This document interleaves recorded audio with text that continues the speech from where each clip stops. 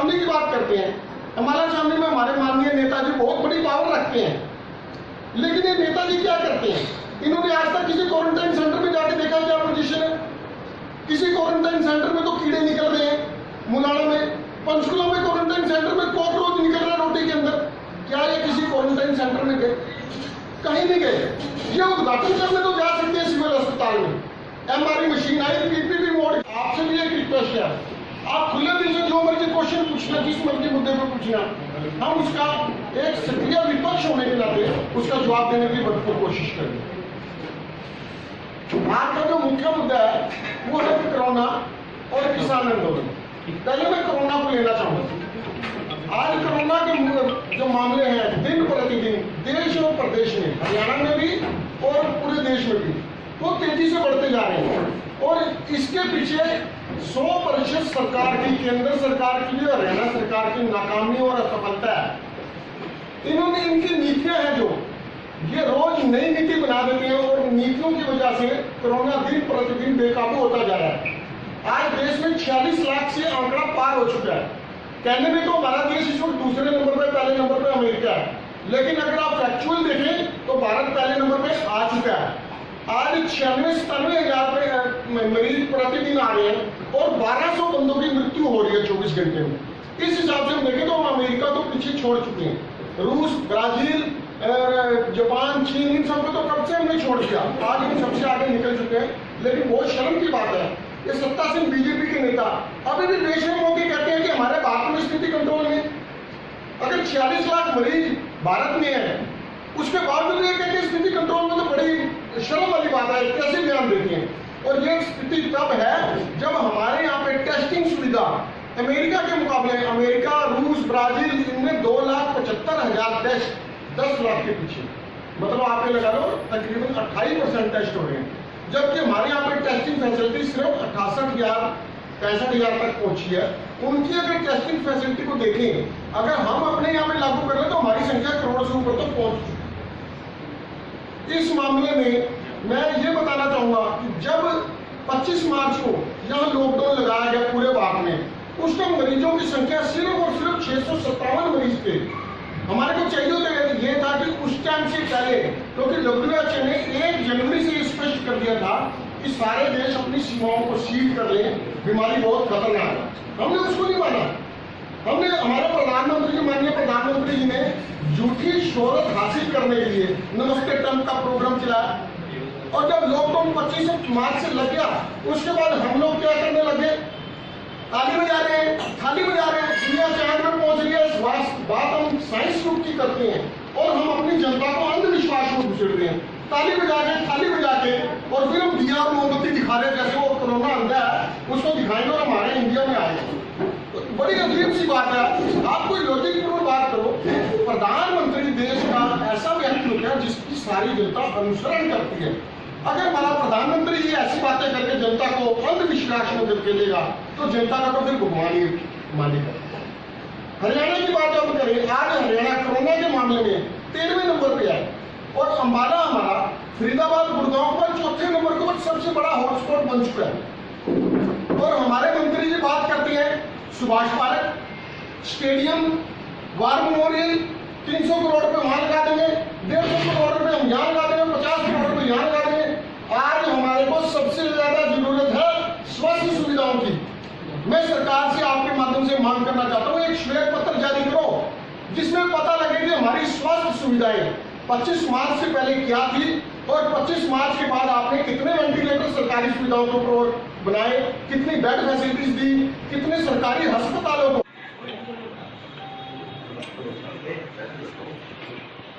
मेरे एक छोटे से गुजारे पर आप आए, आपका दिल से बहुत बहुत धन्यवाद है। आज देश और प्रदेश बहुत सी समस्याओं से जूझ रहा है। जब नगर परिषद में आपने, अब सभी पत्रकार भाइयों से के माध्यम से हमें पता लगा कि राफेल तो आ जाता है अम्बाला कैंट के अंदर, लेकिन जब एयरफोर्स के अधिकारियों ने बताया कि आपके शहर में आसपास इतनी गंदगी है कि हम राफेल उड़ाने के लिए ये सुरक्षित नहीं है, क्या वो राष्ट्रीय सुरक्षा के साथ खिलवाड़ नहीं था? कौन वो लोग थे, कौन वो जिम्मेदार मंत्री हैं नगर निकाय का जो कहते हैं सबसे ईमानदार में पूरे देश के अंदर? कौन वो मंत्री हैं? क्या वो देशद्रोही नहीं है? क्या वो किसान को आज देशद्रोही बताते हैं कि वो अपनी मांगों के लिए सड़कों पे आता है? कल 307 के मुकदमे 300 किसानों पे दर्ज होते हैं। तो जो अपनी जिम्मेवारी नहीं निभा पाए, और ये राष्ट्रीय सुरक्षा का मामला है। ओए अम्बाला का बजट कहाँ गया? अम्बाला के अंदर अम्बाला नगर निगम मजाक बन कर रह गया, आज वो टूट भी गया। पहली बार वहां पर कूड़ा घोटाला होता है, पूरे देश में कहीं कूड़ा घोटाला नहीं होता, और अब भी प्रशासन की नींद नहीं खुल रही। मैं आपके माध्यम से मुख्यमंत्री से, प्रधानमंत्री से और अनिल विज से ये पूछना चाहता हूँ कि ये जो गंदगी अम्बाला के चारों तरफ है, किसने मिसमैनेजमेंट करी? पिछले 6 साल से आपकी सरकार है, कौन इसका जिम्मेदार है? क्या ये देशद्रोही में नहीं आता कि राष्ट्रद्रोह नहीं है? आपने राष्ट्रीय सुरक्षा को खतरे में डाल दिया कि क्या ये राष्ट्रद्रोह नहीं है? आप 5 राफेल बाहर से इतने हजारों करोड़ खर्च के लाते हैं और केवल मात्र अम्बाला नगर परिषद की गंदगी नहीं साफ कर सकते। खुद नगर निकाय मंत्री हैं, आपने पिछले दिनों बारिश में अम्बाला का हाल देखा होगा, खुद मंत्री जी के घर पे पानी घुस गया। और ये लोग जो है किसानों को देशद्रोही बता रहे हैं। किसानों के ऊपर आज जो है कल कमेटी गठित करते हैं, उनको कहते हैं कि भाई आप अपने सुझाव अब दीजिए हमें। क्या जरूरत थी इतनी जल्दी ऑर्डिनेंस लाने की? क्या बिना संसद के कृषि प्रधान देश में, और खास करके हरियाणा जो कृषि प्रदेश राज्य है, बिना संसद बुलाए आपने कानून पास कर दिए? इतनी जल्दी क्या थी? कौन सी इमरजेंसी थी जो अभी कृषि सुधार करने थे? पिछले 6 साल से आप कहाँ थे? ये इसी वजह से कि ये कुछ ही पूंजीपतियों के हाथों में जो है सारा का सारा देश को लुटाना चाहते हैं, देश को बेचना चाहते हैं। हरियाणा टूरिज्म के आप आज मुद्दा देखिए, हरियाणा टूरिज्म की सारी बिल्डिंगों को आप लीज पे देने लग रहे हैं। ये किस कदम बढ़ रहे हैं? आपने कल देखा कि एक एडीसी मैडम, उनकी गाड़ी पे कुछ गिरोह जो ओवरलोडिंग वाले गिरोह टक्कर मारते हैं, जब उन्होंने शिकायत की तो पुलिस ने क्लीन चिट दे दिया।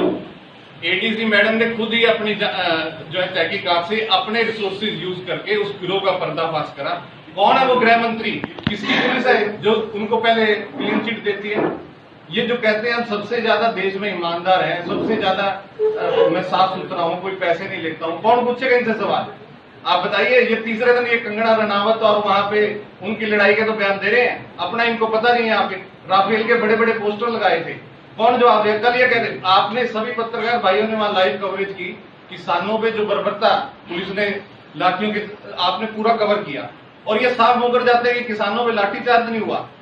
कौन सवाल करने वाला है? ये तानाशाही नीतियों के तहत जिस प्रदेश और देश को चला रहे हैं, ये किस तरफ ये देश को ले जाना चाहते हैं, ये आपके माध्यम से मैं इनसे पूछना चाहता हूँ, मुख्यमंत्री जी से, माननीय अनिल विज जी से, उप मुख्यमंत्री से और देश के प्रधानमंत्री से, कि कृषि अध्यादेशों के लिए कि हरियाणा के खासकर किसानों के साथ इतना न्याय क्यों किया?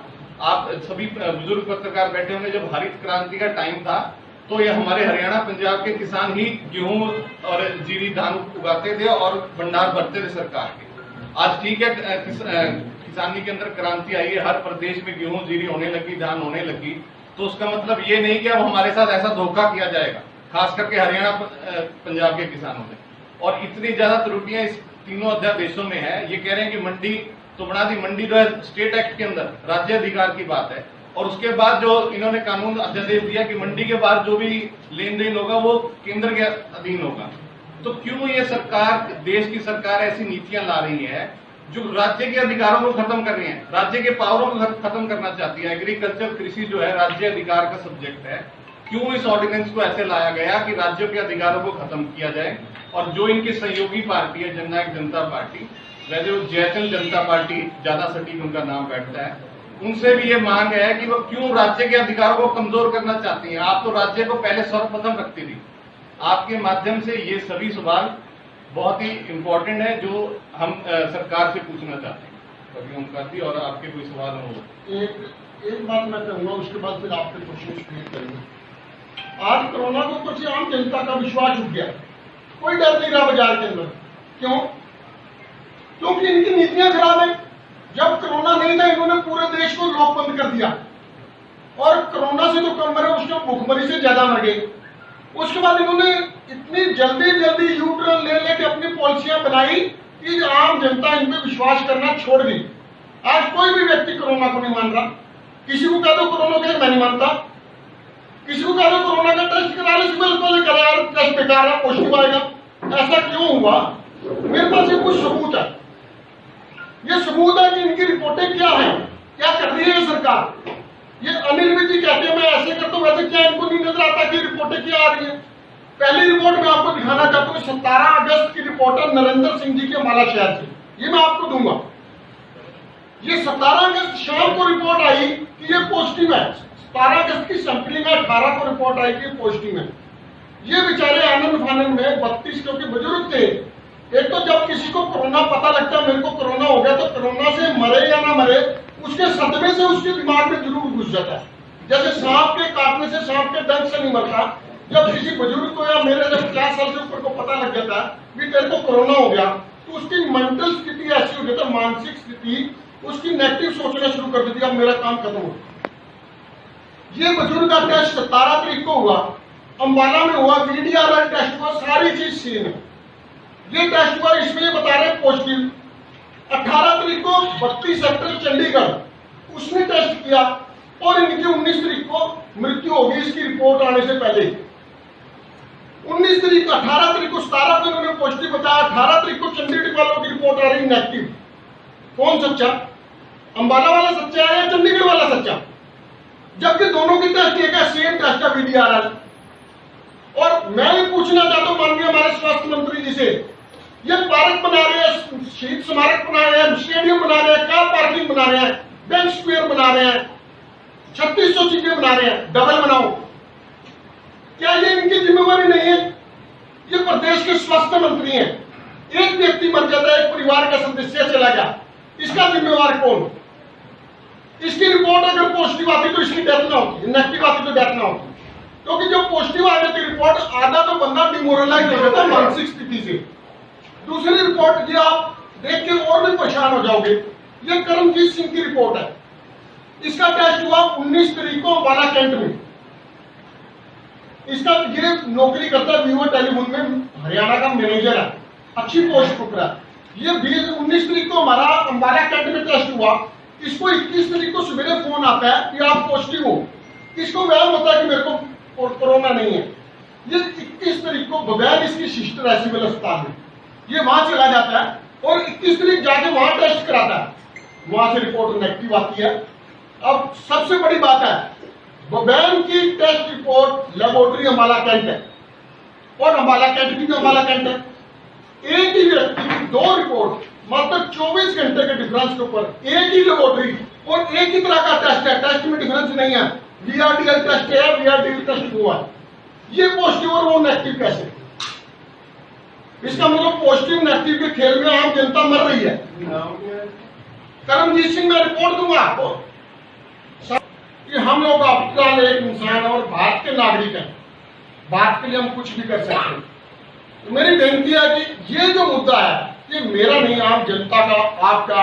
क्योंकि कोरोना ये नहीं कि मेरे को हुआ, मैं कोरोना का भुक्तभोगी हूं। मैं 10 दिन लगा के आया हूं एल्केमिस्ट में, वहां पे भी बेड अवेलेबल नहीं है। इतने बड़े हॉस्पिटल में आप सुन के हैरान रह जाओगे, सिर्फ 10 बेड है। 10 में से 2 बेड उन्होंने इमरजेंसी के लिए रखे हुए हैं। किसी मंत्री का, किसी चीफ मिनिस्टर का फोन आया, उसमें 10 या 11 बेड है। पूरे हरियाणा को अगर हम देखे जाए तो बहुत गिनती से बेड है मल्टी स्पेशलिस्ट हॉस्पिटल में। बाकी सारे क्या है, क्वारंटाइन सेंटर बना रखे इन्होंने, मौलाना वाले बना रखे, तो पैसे इकट्ठे कर रहे हैं। इनको मरीज से क्या मतलब है? जाते हैं वही डोलो की गोली दे देंगे, वही बुखार की गोली, वही एक जिंक की गोली दे देंगे। कोई इलाज नहीं कर रहा, ना ही इलाज के लिए कुछ है। लेकिन मैं मांग करना चाहता हूं आपके माध्यम से कि कम से कम हरियाणा प्रदेश में अगर आप कहते हो कि आप बड़े ईमानदार मंत्री हो, बड़े दबंग मंत्री हो, तो बाकी सारी चीजें छोड़ के, अगर मेरे को भूख लगी है, मेरे पास 10 रुपए है, तो मैं फुटबॉल नहीं खरीदूंगा उससे, मैं 10 रुपए तो भूख शांत करूंगा। लेकिन अगर मेरे परिवार में किसी को दवाई चाहिए, मेरे को भूख भी लगी है, तो मैं फुटबॉल नहीं खरीदूंगा, ना मैं रोटी खाऊंगा। मैं अपने परिवार को सबसे पहले दवाई देके दूंगा ताकि वो ठीक हो। इस वक्त हमारे को ना वार मेमोरियल की जरूरत है, ना स्टेडियम की जरूरत है। ये बनाएंगे, इससे भी बढ़िया बना देंगे, लेकिन उस वक्त बनाएंगे जब हम बीमारी से बाहर आ जाएंगे। आज हमें अगर जरूरत है तो वेंटिलेटर की जरूरत है, बेड्स की जरूरत है, ऑक्सीजन की जरूरत है, अच्छी दवाइयों की जरूरत है, और सबसे बड़ी बात टेस्ट किट की जरूरत है। जितनी टेस्ट की सुविधा उतनी होनी चाहिए ताकि किसी भी व्यक्ति को कोरोना का दोबारा टेस्ट करने के बाद हॉस्पिटल से छुट्टी दी जाए और किसी भी व्यक्ति को टेस्टिंग के बगैर ना रहा जाए। बहुत बोलिए, मैं आपसे बेनती करूंगा, आप अपने जो भी कुछ क्वेश्चन में